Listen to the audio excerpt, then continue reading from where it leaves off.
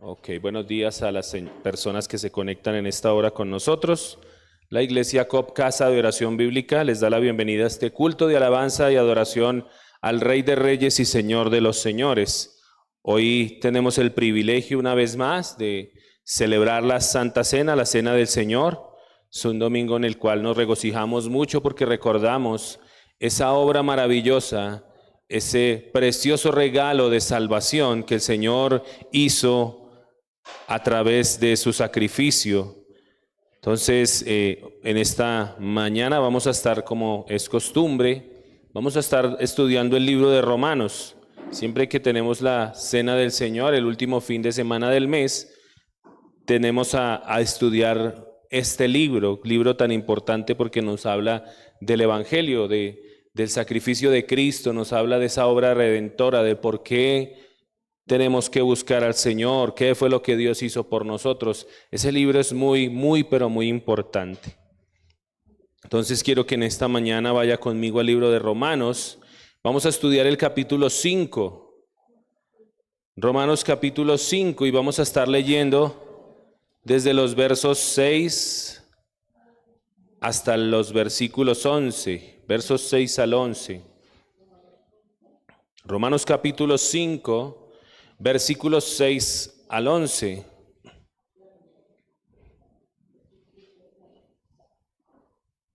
Voy a leer en la versión Reina Valera.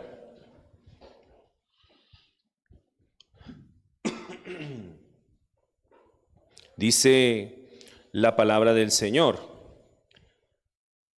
Dice, porque Cristo, cuando aún éramos débiles, a su tiempo murió por los impíos. Ciertamente, apenas morirá alguno por un justo, con todo pudiera ser que alguno osara morir por el bueno. Mas Dios muestra su amor para con nosotros en que siendo aún pecadores, Cristo murió por nosotros. Pues mucho más, estando ya justificados en su sangre, por él seremos salvos de la ira. Porque si siendo enemigos fuimos reconciliados con Dios por la muerte de su Hijo, mucho más estando reconciliados seremos salvos por su vida.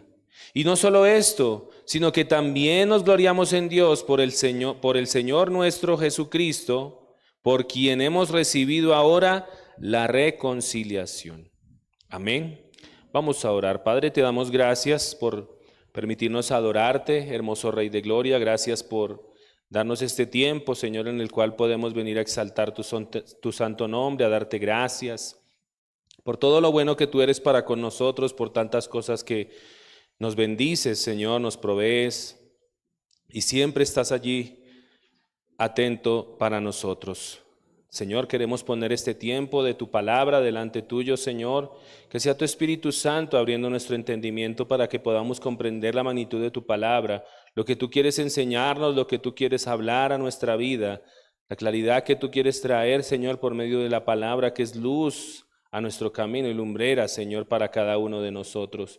Todo esto lo pedimos en el nombre de tu Hijo amado, en el nombre de Cristo Jesús. Amén y amén. El último fin de semana del mes pasado estuvimos hablando, quiero retomar un poco como para ponernos en contexto. Aprendíamos que la salvación no era por obras, sino era ¿por qué? Por la fe, ¿sí?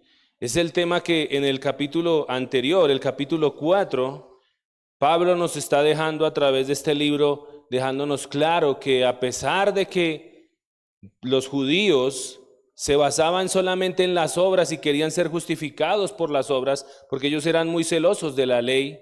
Pero él deja claro que no es por las obras que ellos van a llegar a esa perfección, a llegar a los caminos de Cristo, a recibir la salvación de Cristo, sino que es por la fe. ¿Por la fe en quién?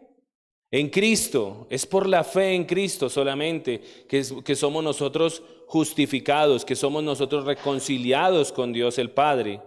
Y entonces él sigue retomando el tema, pero en esta ocasión, en el capítulo 5, él nos habla de los beneficios que tenemos después de haber sido justificados por la fe, después de haber recibido la salvación, porque tenemos unos beneficios. Entonces dice aquí, quiero tomar como contexto el versículo 1 del capítulo 5, en donde dice, justificados pues por la fe. Justificados pues por la fe. ¿Qué quiere decir que hemos sido justificados? Quiere decir que hemos sido declarados justos delante de Dios, porque como dice el mismo libro de Romanos, todos somos pecadores. No hay ni uno que sea justo.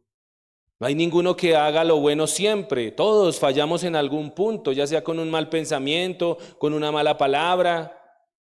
Es tan fácil desobedecer a Dios que por eso Él dice en su palabra que no hay ninguno que sea justo. Y nosotros fuimos justificados, pero solamente a través de la obra de Cristo. Y dice allí, justificados pues por la fe. Y empieza a hablar de unos beneficios. Dice ahí en el versículo 1, dice, justificados pues por la fe, tenemos paz para con Dios. Ese es uno de los primeros beneficios que nosotros tenemos. Tenemos paz para con Dios. ¿Pero por qué dice que tenemos paz para con Dios? Pues porque delante de Dios todos éramos enemigos de Él. Todos. Dice la Escritura, ahí en Romanos 1:18 dice, porque la ira de Dios se revela desde el cielo contra toda impiedad e injusticia de los hombres que detienen con injusticia la verdad. Por eso dice que tenemos que, después que hemos sido justificados, uno de los beneficios es que tenemos paz para con Dios, porque antes estábamos bajo la ¿qué? Bajo la ira de Dios. Todo aquel que no ha sido justificado por Cristo, todo aquel que no ha recibido la salvación, dice la Escritura que está bajo la ira de Dios. Y la Escritura dice que mientras haya vida y esperanza, mientras nosotros estemos aquí en la tierra, hay esperanza. Pero aquel que no reciba esa justificación a través de Cristo, pues déjeme decirle que desafortunadamente si va a la eternidad, no le espera la bendición de Dios, le espera la ira de Dios.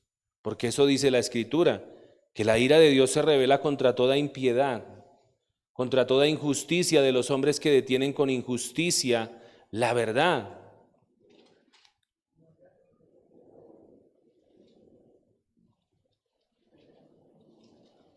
Entonces sigue diciendo ahí en el versículo 6, dice, porque Cristo cuando aún éramos débiles a su tiempo murió por los impíos. Versículo 11 dice, y no solo esto, sino que también nos gloriamos en Dios por el Señor nuestro Jesucristo, por quien hemos recibido ahora la reconciliación. Y es el tema que vamos a estar tratando en esta mañana. Para aquellos que les gusta tomar nota, el título de la predicación del día de hoy es La reconciliación con Dios.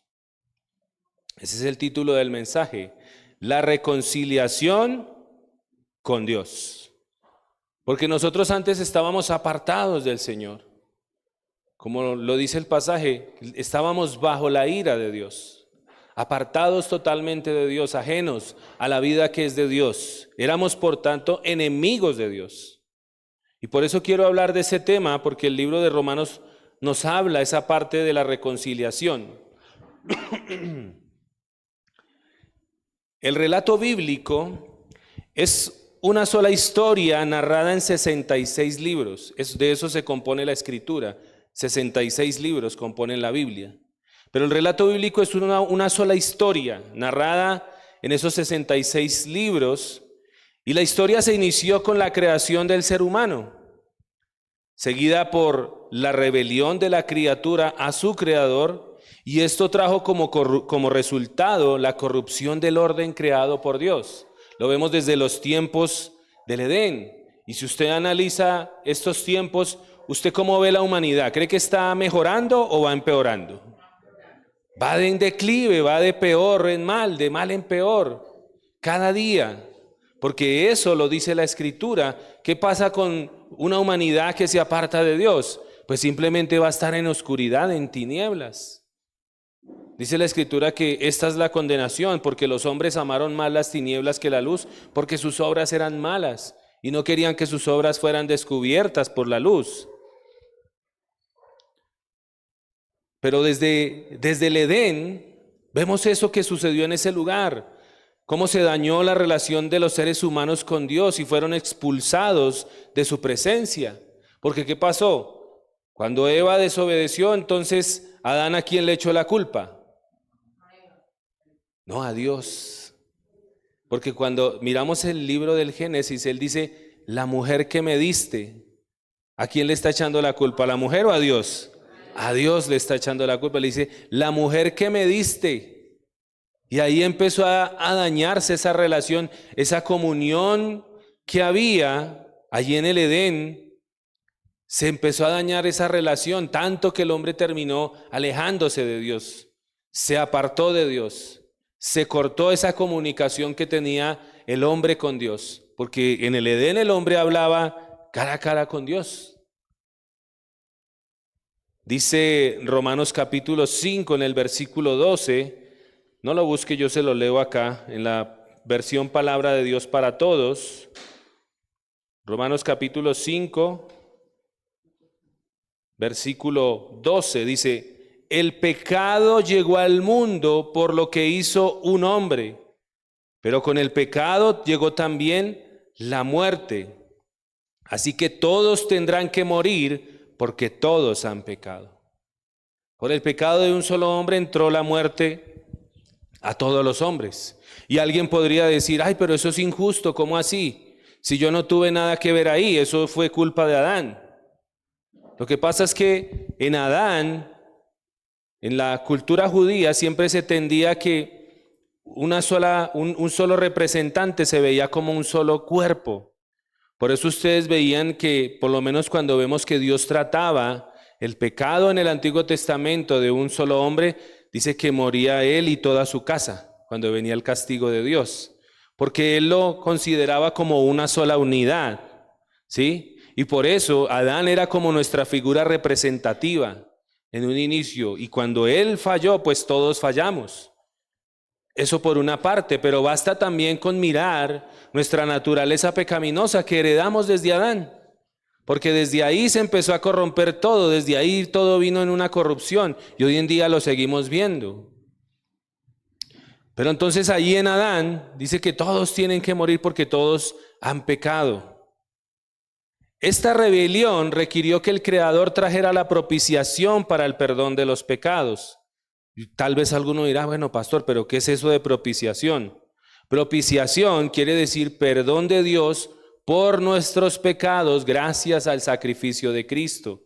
Si usted recuerda, vemos en el Antiguo Testamento que para presentarse delante de Dios se le exigía a los hombres que trajeran ¿qué? Un animalito perfecto, sin tacha, sin mancha. No podía ser tuerto, no podía ser cojo, no podía estar enfermo.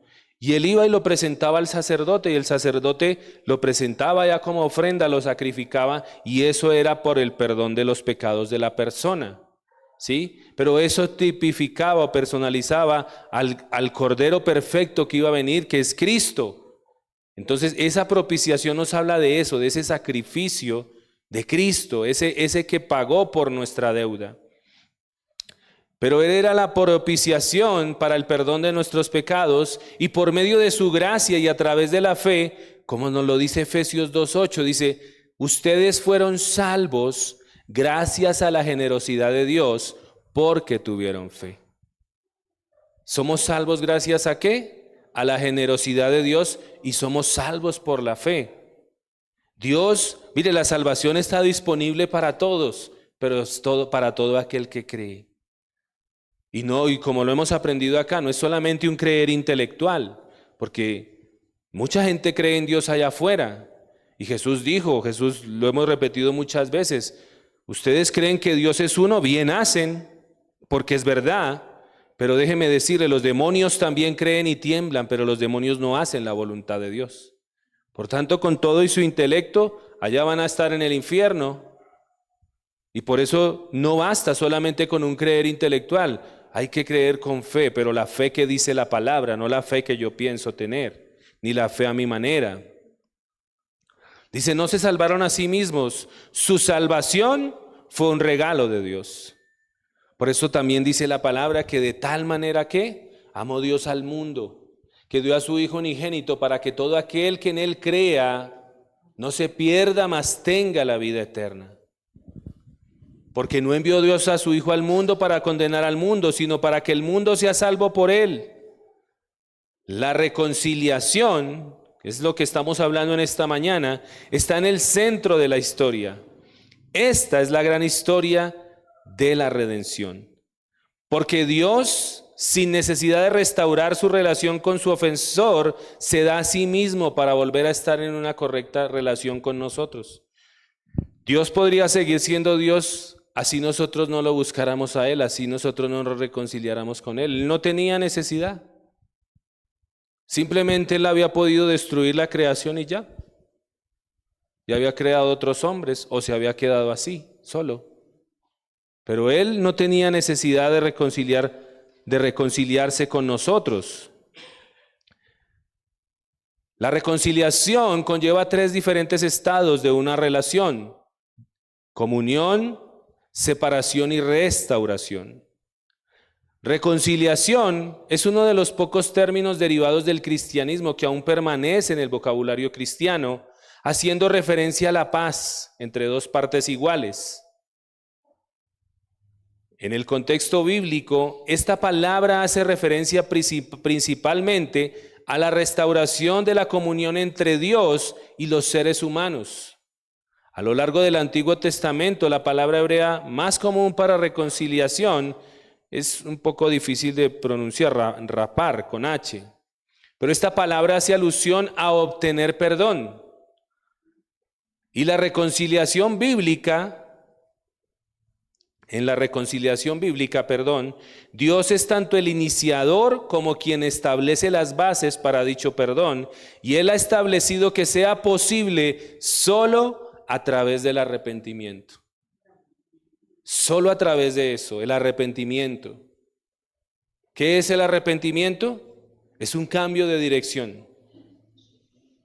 Por eso Juan el Bautista, cuando estaba bautizando allí, dice que los hombres iban a las aguas y Juan el Bautista, primo de Jesús, bautizaba y dice que la gente corría a ser bautizada por Juan, pero él les decía, quietos ahí en primera, hagan frutos dignos de arrepentimiento. Porque él les decía, ¿quién les enseñó a huir de la ira venidera? Hagan frutos dignos de arrepentimiento, él les decía. Porque solo a través del arrepentimiento se puede recibir dicho perdón. Si nosotros miramos los primeros 3 capítulos de la Biblia, establecen el problema de la humanidad. Hemos pecado y eso nos ha separado de Dios. Eso es muy claro. Todos hemos pecado y eso es lo que nos ha separado de Dios. Inicialmente la relación entre Dios y la humanidad era un vínculo de comunión y paz, hasta que el pecado entró en escena. Hasta ahí todo iba bien. Teníamos comunión con Dios, pero cuando entró el pecado en escena, ahí quedó todo. Y allí trajo consigo la necesidad de la reconciliación. ¿Qué hizo Dios después de que Adán y Eva pecaron? Los que hemos leído la palabra, ¿qué pasó allí? Después de que Adán y Eva pecan, ¿qué pasó? ¿Qué hizo Dios? No, primero los buscó. Por eso hay que leer la Biblia, ¿sí ve? Lean la Biblia. Él fue y los buscó. ¿Y qué hicieron ellos? Se escondieron, ¿ven? Pero ¿qué hizo Dios? Primero los buscó. Él había podido sacarlos sin dejarles decir nada. No, pecaron para afuera, ¿cierto? Pero Él los buscó. El Señor busca a Adán y a Eva, procurando su confesión y arrepentimiento. Por primera vez, el Señor se muestra como el incesante reconciliador y redentor que se presenta en el resto de la Biblia. Sin embargo, Génesis continúa mostrando que como el pueblo que el pueblo que Dios creó para sí se corrompe y se separa de él. Dice Génesis 6:5. Búsquelo allí, Génesis 6:5.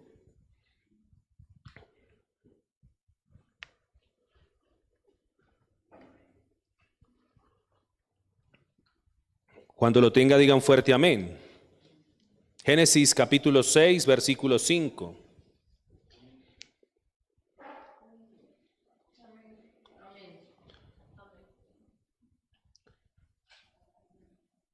Génesis 6:5. Si no lo encuentra, creo que aparece también ahí en pantalla. Dice la palabra del Señor. Yo lo voy a leer en la versión Biblia libre, pero no creo que esté muy diferente de la versión que usted tiene. Dice, y el Señor se dio cuenta de cuán malvados se habían vuelto los habitantes de toda la tierra, pues cada uno de los pensamientos en sus mentes estaban llenos de maldad. Notan cómo vino en decadencia la humanidad y hasta que al punto de que todos los pensamientos del hombre era ¿qué? De continuo al mal. Solo pensaban en el mal. ¿Y qué trajo eso como consecuencia? ¿Qué pasó más adelante? ¿Qué vino después? El diluvio, ¿cierto? Vino el diluvio. Eso trajo como consecuencia en el que solamente dice la palabra que solo 8 personas se salvaron. Entre ellos Noé y su familia y sus yernos. ¿Pero por qué se salvó Noé? ¿Porque era justo? No, él se salvó porque le creyó a Dios. Por la fe. Le creyó a Dios por la fe. Dice que Abraham creyó a Dios y fue pregonero de justicia. Y en el tiempo en que estaba Noé no había lluvia, no existía la lluvia todavía. Y dice que él estaba a metros, a kilómetros del océano. Y cuando la gente lo ve construir un arca, ¿qué pensaban de él? Que estaba loco. Así como muchas veces uno en estos tiempos le dice a la gente, mire, Cristo va a venir, Cristo viene por su iglesia. Así hacía Noé. No, mire, es que va a venir un diluvio, Dios va a traer juicio. Y le creían loco. Y entonces Dios dijo que iba a venir un diluvio, ¿y qué pasó? Vino el diluvio. Dios dice en la Escritura que un día Cristo va a venir por segunda vez, ¿y qué va a pasar? Cristo va a venir para testimonio del Señor. A través de Abraham se nos muestra la confirmación del Evangelio ya anunciado en Génesis 3:15, cuando se revela la venida futura del Redentor. Vaya conmigo allí, Génesis 3:15. En ese pasaje está expuesto el Evangelio, la promesa del Salvador, la promesa de uno que iba a venir a libertar al pueblo, a la humanidad de la esclavitud del pecado. Génesis 3:15.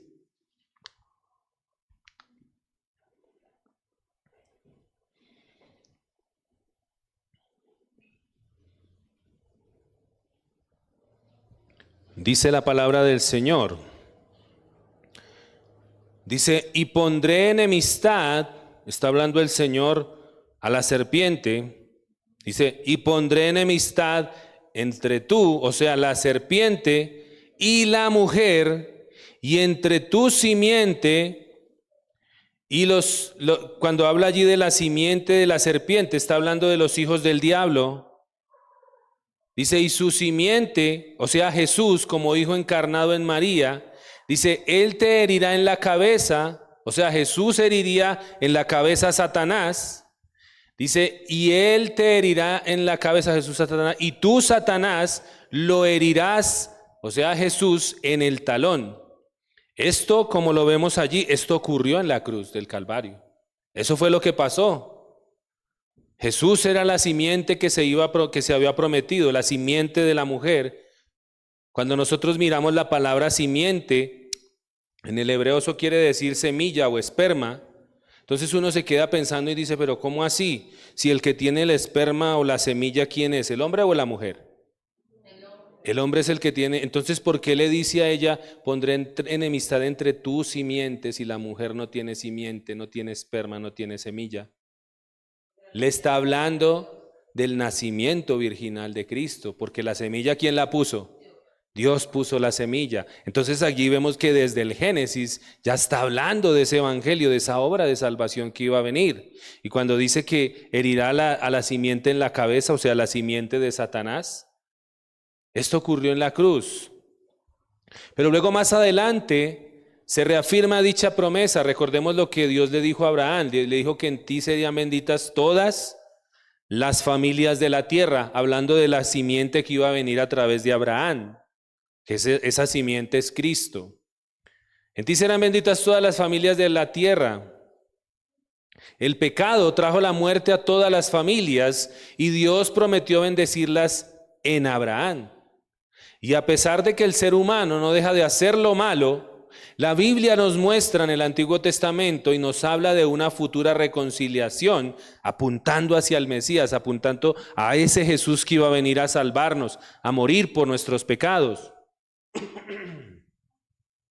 El libro de Éxodo relata cómo el pueblo de Israel vivió en esclavitud, y fue liberado. Y el Señor les declara: si en verdad escuchan mi voz y guardan mi pacto, serán mi especial tesoro entre todos los pueblos.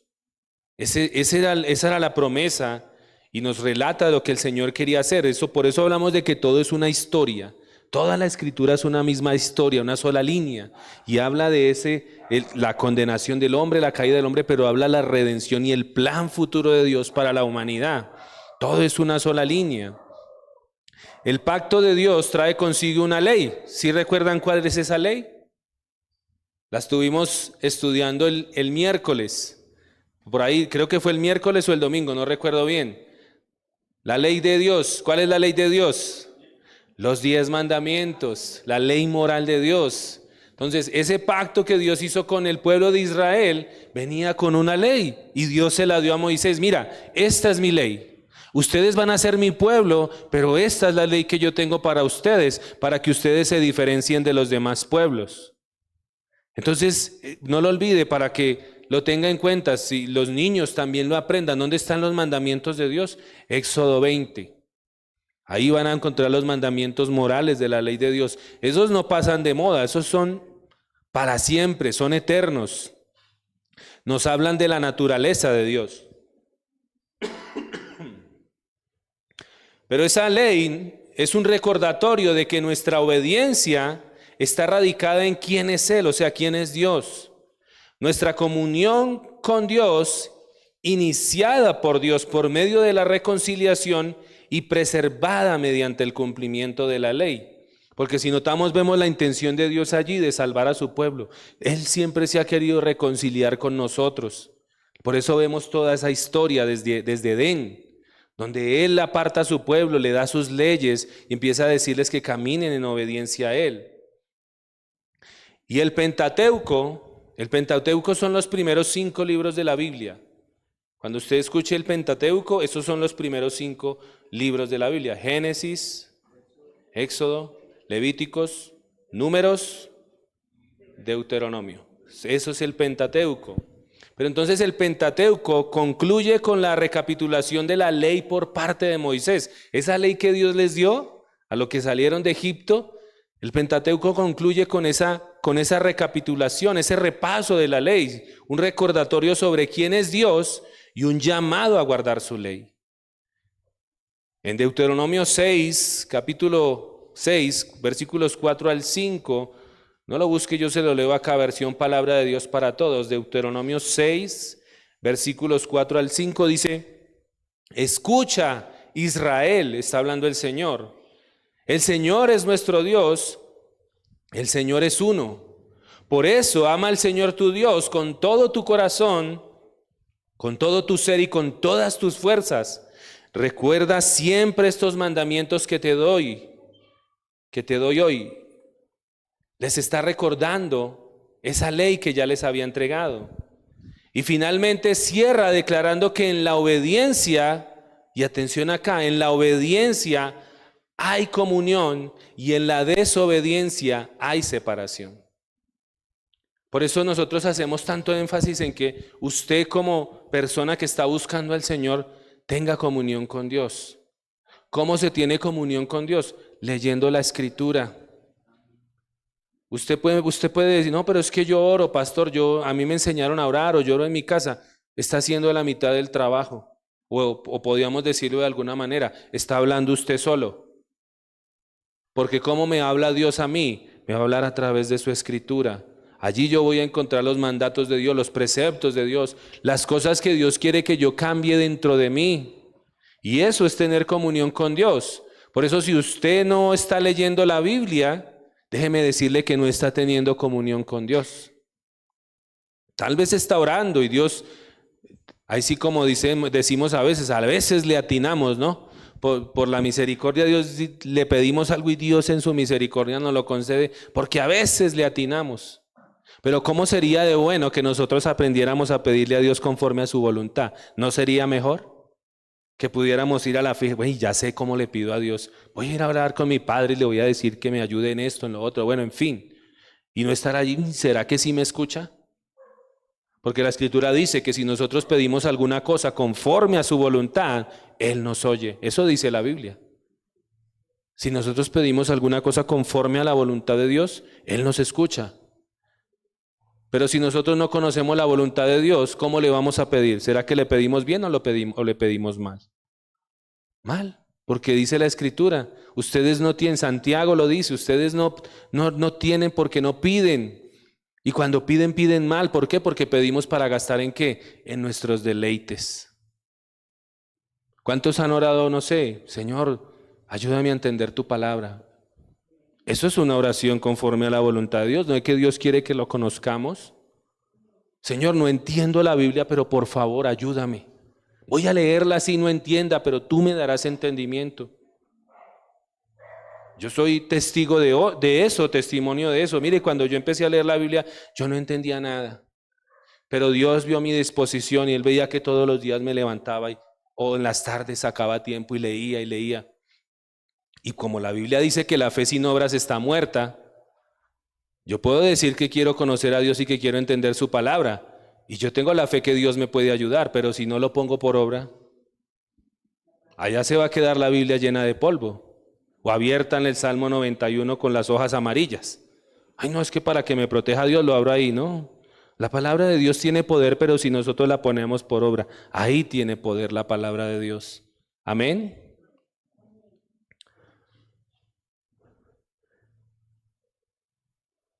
Entonces, se continúa el relato de los jueces, y en el relato de jueces, la historia israelita y sigue cumpliéndose en las promesas de Dios para su pueblo, basadas en su pacto, especialmente en la entrega de la tierra prometida. Cuando el pueblo entró a la tierra prometida, allí se empezaron a cumplir las promesas del Señor. Especialmente en la tierra prometida, pero el pueblo vuelve a pasar de la comunión a la separación al entrar en un patrón de desobediencia e infidelidad a Dios. Dice Jueces 3, versículos 7 al 8, no lo busque, versión Palabra de Dios para Todos. Jueces 3, versículos 7 al 8, dice de la siguiente manera, dice, los israelitas hicieron lo que no le agradaba al Señor. Se olvidaron del Señor su Dios y adoraron otros dioses. Otros dioses falsos como Baal, Astarte. Así que el Señor se enojó con Israel y permitió que Cusán, el rey de Aram, derrotara a Israel y lo gobernara durante 8 años. Luego el Señor instaló los jueces para regir a su pueblo, pero no fue un resultado que no tuvo éxito. ¿Por qué? Porque hubo un fracaso moral y frases como los israelitas volvieron a hacer lo malo ante los ojos del Señor. La vamos a ver muy repetidamente. Cuando usted lea el libro de los jueces va a ver muy repetidamente esa frase. Y los israelitas volvieron a hacer lo malo ante los ojos del Señor. Fue una constante durante todo ese periodo. Después el pueblo continúa su propio camino y demandó un rey. Pero fue una gran decepción hasta que Dios levantó a David, un hombre conforme al corazón de Dios. Y después de años de paz y de prosperidad bajo el reinado de Salomón, el reino se dividió y ambos reinos, el del norte y el del sur, se alejaron de Dios, ignorando su llamado y sus profetas. Y una vez más, el pueblo de Dios se encontraba irreconciliado con su Señor. Pero esto sucedió porque los israelitas habían pecado contra el Señor su Dios y habían reverenciado a otros dioses. Y es cuando el Señor levanta a hombres fieles como Esdras y Nehemías. Por eso estamos siguiendo todo como en una sola línea a través de los libros. El Señor levanta a hombres como Nehemías, como Esdras, que los lleva otra vez de nuevo a la comunión con el Señor, a la sumisión a su voluntad. Y los profetas, lo que es de Isaías en adelante, Los profetas concluyen el relato del Antiguo Testamento con la invitación de Dios para su pueblo a regresar a Él y no perecer en el juicio. Dice Isaías capítulo 1, vaya conmigo allí. Isaías capítulo 1 en el versículo 18.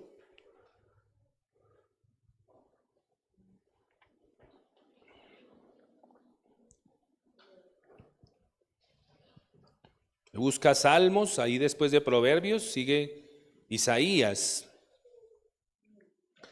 Isaías capítulo 1 en el versículo 18.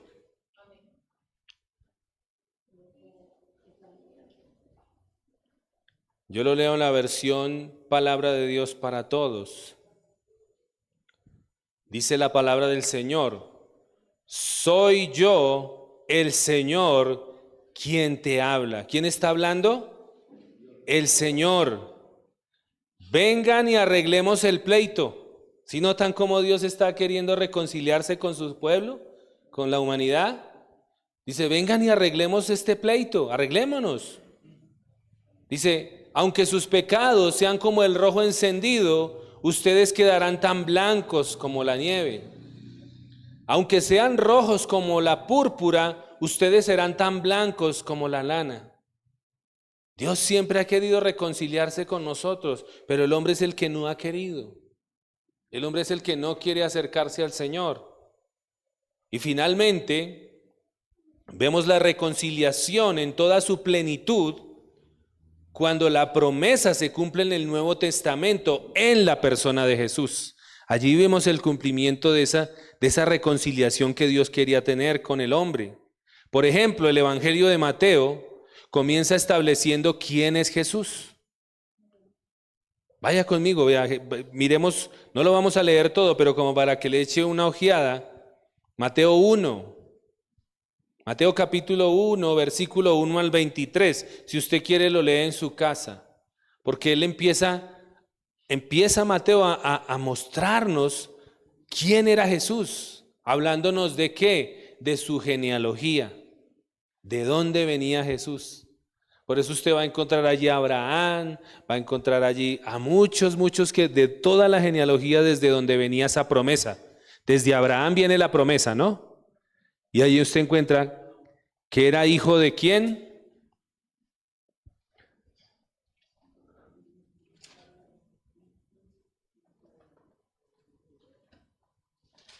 Vamos a leerlo un poquito, dice Mateo capítulo 1, versículo 1 en adelante. Libro de la genealogía ¿de quién? De Jesucristo, hijo de David, hijo de Abraham. Abraham engendró a Isaac, Isaac a Jacob y Jacob a Judá, a sus hermanos.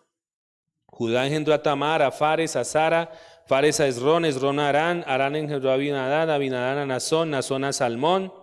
Salmón engendró a Rahab, a Boz, Boz engendró a Ruth, a Obed y Obed a Isaí.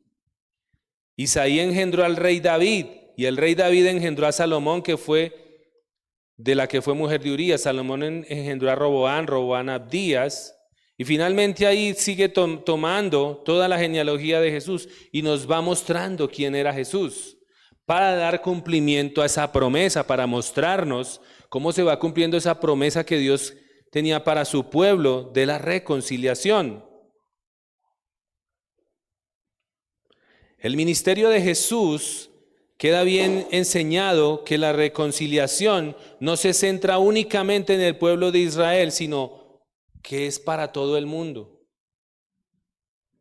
Todo el mundo está invitado a restaurar su relación con Dios, todos, cualquiera, incluso aquellos que han sido marginalizados, como el caso de la mujer samaritana. ¿Sí recuerdan la historia de la mujer samaritana? Decía que entre samaritanos y judíos no se hablaban. ¿Por qué? Porque los samaritanos fueron los que nacieron, porque ellos eran muy regionalistas, los judíos.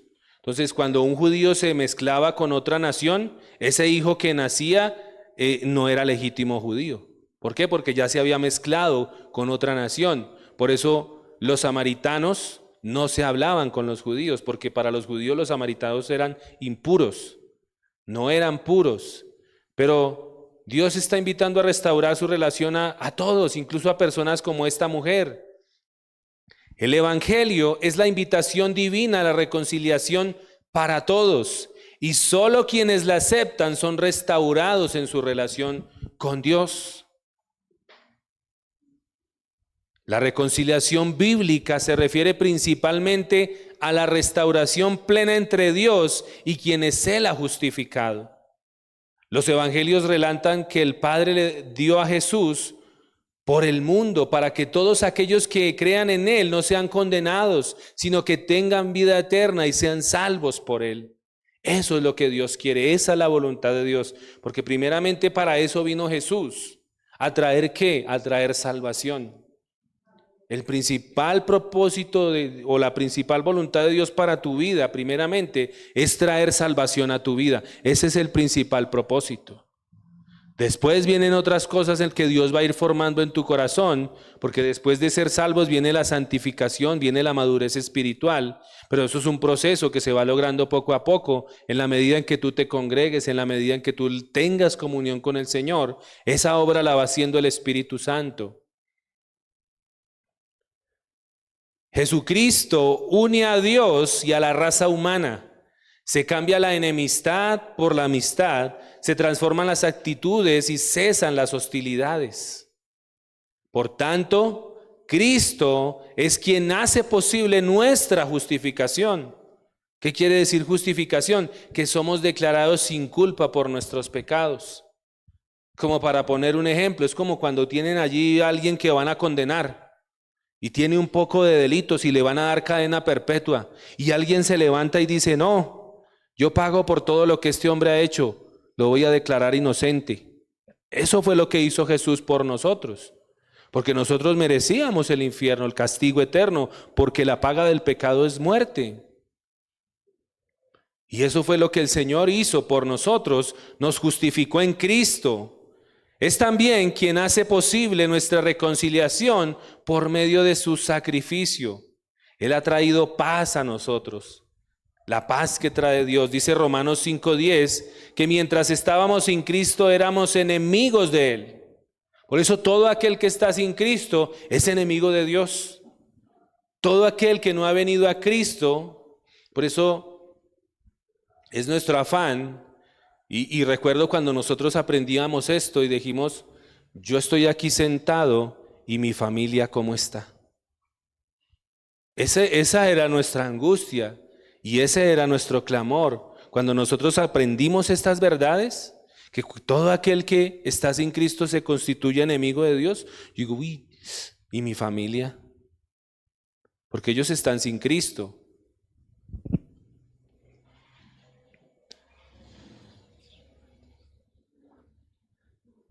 Pero dice que estábamos en enemistad, éramos hostiles a Dios, y esta enemistad hacía imposible nuestra paz con Dios. Isaías 59:2, mire lo que dice. Vaya conmigo allí, búsquelo. Isaías 59:2. No olvide, Proverbios, Salmos, Proverbios, y allá adelante va a encontrar Isaías.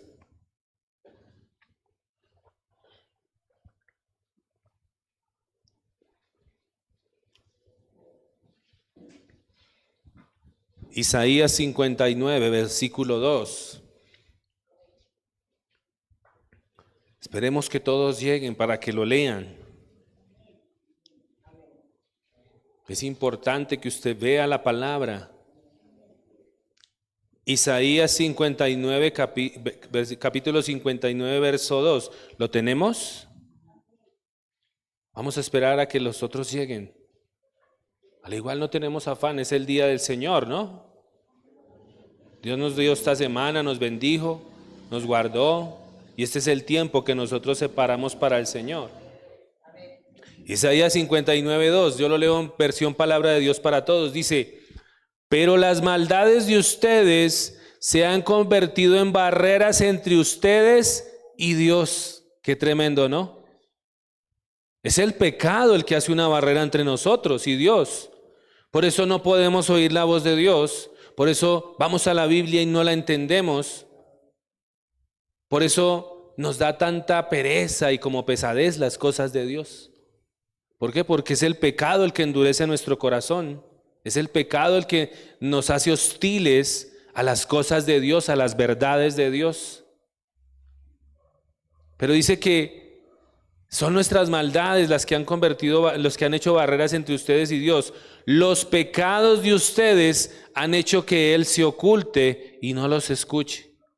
Qué tremendo, ¿no?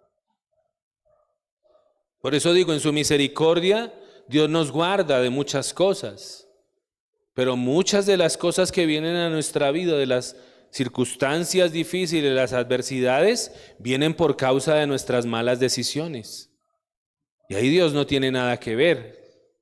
Simplemente Él dice, tú no me buscaste.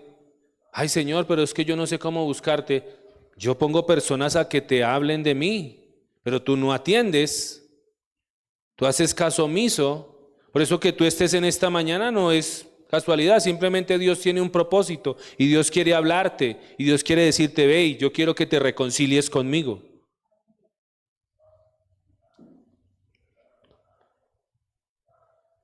Sin embargo, Dios es el persistente iniciador y paciente reconciliador. Pablo confirmó esto cuando escribió en 2 Corintios capítulo 5,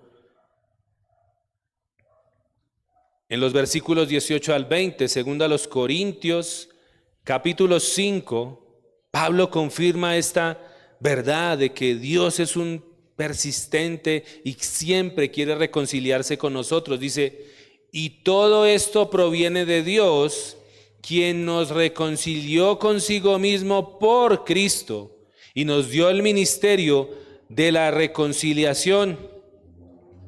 Dice que Dios estaba en Cristo reconciliando consigo al mundo, no tomándoles en cuenta a los hombres sus pecados, y nos encargó a nosotros la palabra de la reconciliación. Así que somos embajadores en el nombre de Cristo, como si Dios rogase por medio de nosotros. Os rogamos en el nombre de Cristo, reconciliaos con Dios. Eso es lo que está diciendo el Señor en esta mañana. Reconcíliate con Dios. Reconciliaos con Dios. Es lo que el Señor quiere. Y al final, el plan maestro del Señor, mire lo que dice Efesios 1:10. Vaya conmigo allí. Efesios 1:10. Para que usted vea el plan maestro, el plan maravilloso del Señor, de Dios el Padre. El plan de Dios es, mire lo que dice ahí, Efesios 1:10. Dice, de reunir todas las cosas en Cristo. ¿Sí ven? Es la reconciliación que Dios quiere, ese es el plan de Dios. Dice, de reunir todas las cosas en Cristo en la dispensación del cumplimiento de los tiempos, así las cosas que están en los cielos como las que están en la tierra. Traer una unidad, reconciliar al hombre con Dios, el plan maestro del Señor. Dice Colosenses 1:20. Miremos lo que dice Colosenses 1:20, ahí más adelante. 2 libros más adelante de Efesios, 2 cartas, perdón.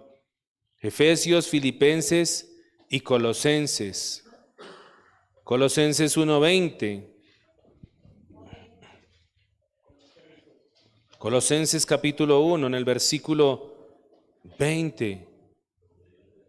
Dice, y por medio de Él, o sea, de Cristo, por medio de Él, reconciliar consigo todas las cosas, así las que están en la tierra como las que están en los cielos, haciendo la paz mediante la sangre de su cruz, o sea, de Cristo. Ese es el plan de Dios, eso es lo que Él quiere. La reconciliación es la respuesta divina a la separación de su creación. Esta reconciliación se consumará cuando lleguen los cielos nuevos y la tierra nueva. ¿Cuántos esperamos cielos nuevos y tierra nueva? Si es así, entonces no se duerma, esté activo. ¿Qué tal Cristo venga ahorita? ¿Se imagina y lo haya durmiendo? Pero esa reconciliación se consumará cuando lleguen los cielos nuevos y la tierra nueva, como lo muestra Apocalipsis, en el capítulo 21 de Apocalipsis. Tome nota allí, léalo en su casa, saque un tiempito. Esa reconciliación allí se cumple, allí se va a cumplir todo.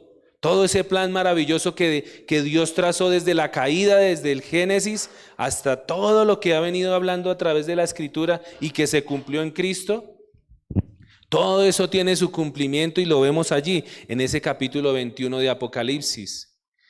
Y ocurrirá cuando toda lágrima sea ¿qué? Enjugada.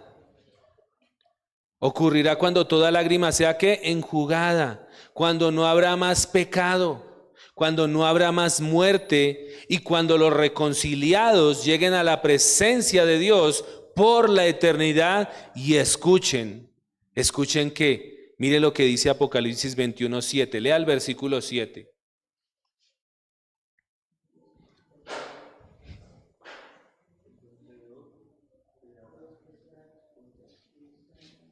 Apocalipsis 21, versículo 7. Mire lo que dice. Dice, el que venciere heredará todas las cosas, y esto será lo que nosotros escuchemos en la eternidad. Y yo seré su Dios, y él será mi hijo por toda la eternidad. Qué tremendo, ¿no? Ese es el plan maravilloso que nosotros esperamos. Ese es el plan de Dios. Eso se cumple, ahí se cumple esa reconciliación de la cual toda la Biblia nos habla, de la cual Dios está esperando que nosotros seamos partícipes. Pero recuerde que todo esto es ¿para qué? Para el que cree. ¿Para quién es? Para el que cree. El que no cree, como dice el libro de Juan, el que no cree ya ha sido condenado. Y el que no cree no verá la vida eterna, sino que verá la ira de Dios. Eso dijo Jesús. ¿Por qué? Porque no ha creído en el testimonio que Dios ha dado de su Hijo. No ha creído en el testimonio que Dios ha dado en la Escritura acerca de Jesús. Y este es el testimonio, dice, que los hombres amaron más las tinieblas que la luz, porque sus obras, ¿qué? Eran malas. Porque aquel que hace lo malo, dice, no quiere venir a la luz, para que sus obras no sean reprendidas. Y como lo vemos en esta mañana, Dios nos conoce. Dios conoce nuestro corazón, Dios conoce nuestras maldades.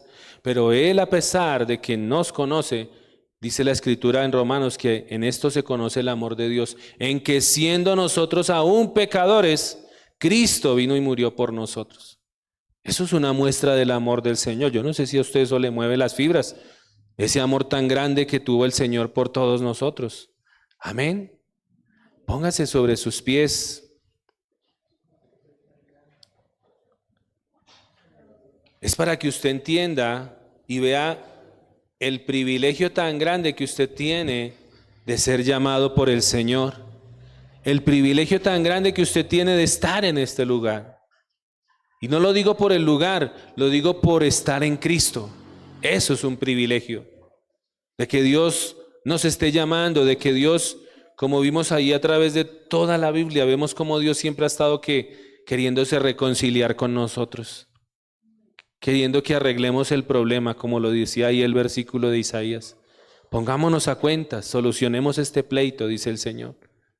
Dios sin nosotros sigue siendo Dios, pero nosotros sin Dios no somos nada.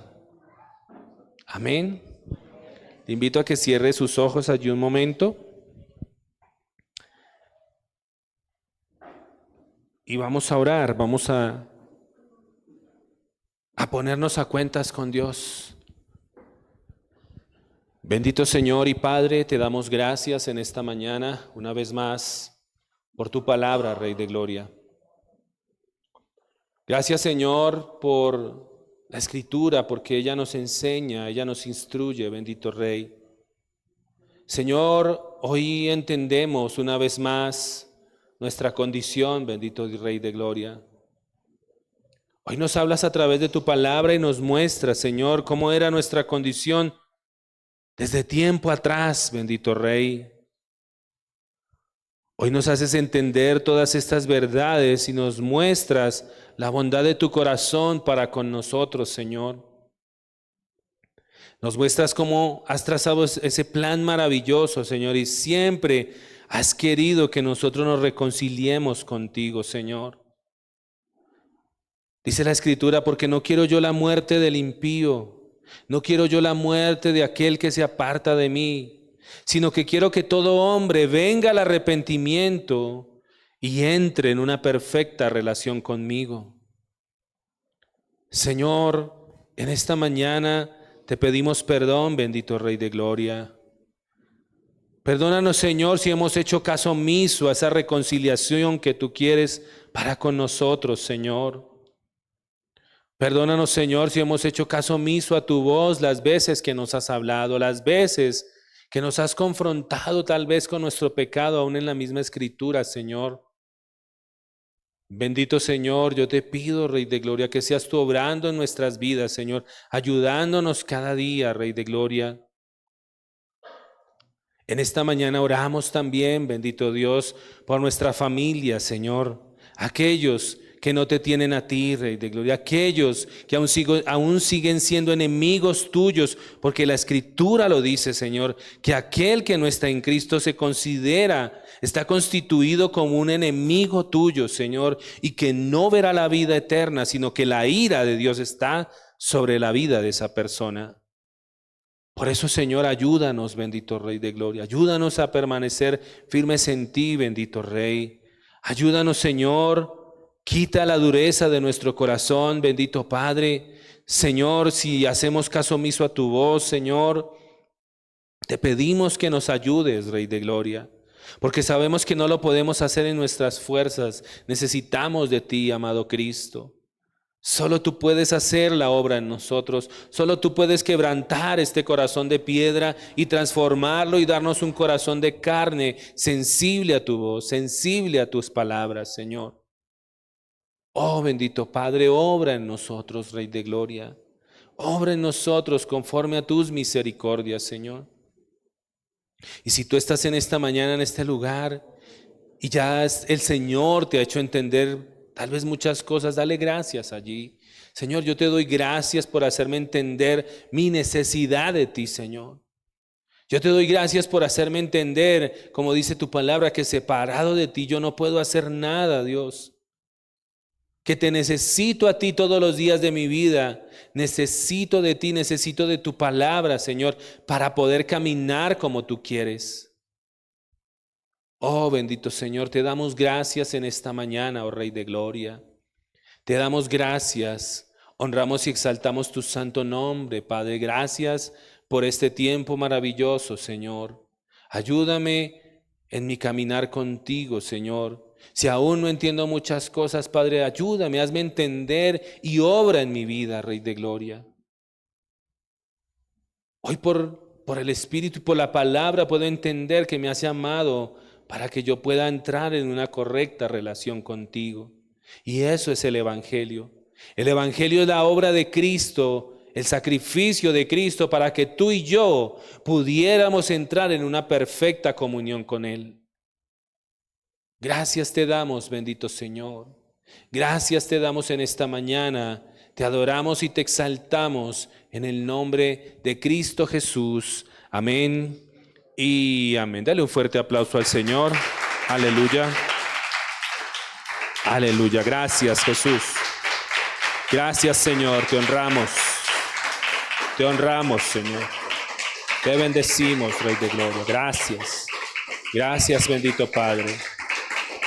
Honramos tu presencia. Honramos tu presencia. Gracias. Gracias, Jesús. Aleluya. Aleluya. Muy bien, vamos a continuar adorando al Señor. Como lo habíamos anunciado al principio de la reunión, hoy celebramos la Cena del Señor. Y la Cena del Señor, como lo hemos dicho, siempre nos recuerda esa obra y ese sacrificio que Él hizo por nosotros. y Él la dejó establecida. Dice la Escritura que cada vez que nosotros tomamos la cena, la muerte del Señor anunciamos hasta que Él regrese, hasta que Él venga. Y eso nos da a entender de que todo aquel que participe de la cena, participa porque está esperando la venida de su Señor. Todo aquel que participe de la cena está esperando el regreso de Cristo. Voy a dejar un momento allí que pasen.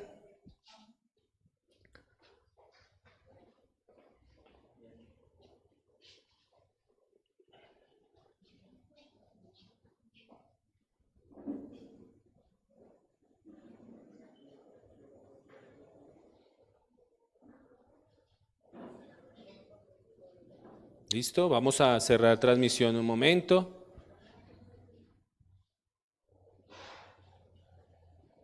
Y quiero que me ponga atención acá, por favor. Como lo decía hace un instante, cuando Jesús designó la cena para sus discípulos, Él les dijo que la muerte del Señor anunciaban hasta que Él regresara. Y eso daba a entender que los discípulos tenían la mentalidad de estar esperando a su Señor. Por eso, como lo hemos enseñado en este lugar, la idea de tomar la cena es que usted toma la cena pero con conciencia de lo que usted está haciendo. Tal vez mucho dirá, bueno, pastor, pero es que hemos cometido pecado, entonces no soy digno. La Escritura me dice que si yo le confieso mis pecados al Señor, Él es fiel y justo para perdonarme y limpiarme de toda maldad. Que Él es fiel y justo porque Él conoce mis debilidades, pero también me lleva a tener una responsabilidad de yo decir, como dice la palabra, el que confiesa sus pecados y se aparta, alcanza la misericordia del Señor. Y no que nosotros no pequemos como cristianos, pecamos, solo que no es un constante en nosotros, tenemos esa lucha, pero en la medida en que yo me disponga a tener comunión con Dios, yo cada día voy ganando esa lucha.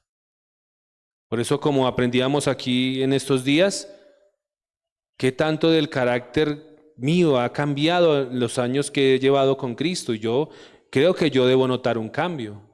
Y ahí es donde yo veo la obra del Señor.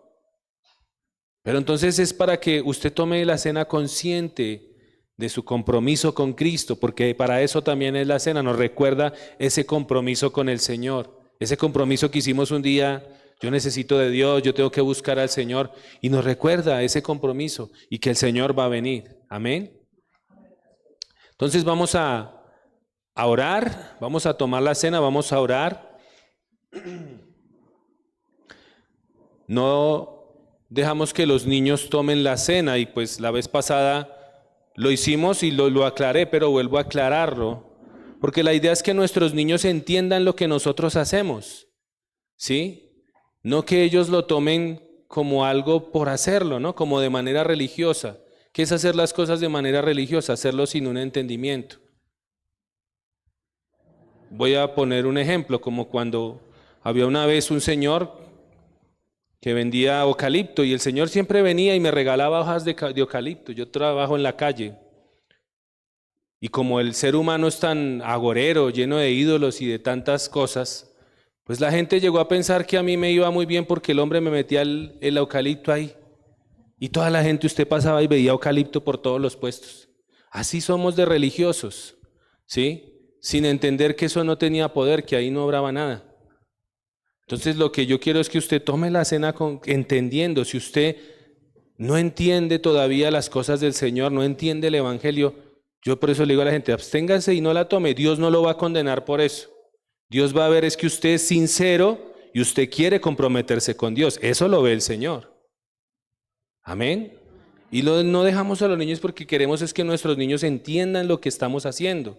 Lógicamente, después de que terminemos la cena, ahí se les brinda juguito y pancito para que no se vean, ay, a mí no me dieron nada, no. Sino que queremos que este momento lo hagamos con la reverencia que se debe hacer y con el entendimiento que se debe hacer. Amén. Entonces quiero pedirle el favor a las servidoras que pasen.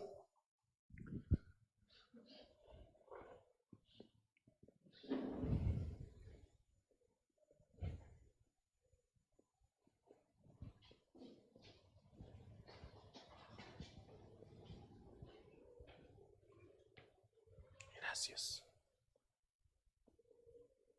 Gracias.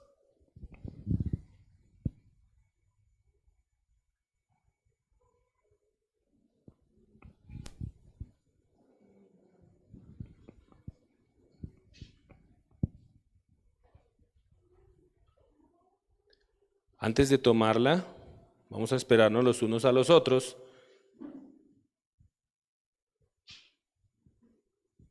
Vamos a compartir un pequeño video cortico para que usted reflexione allí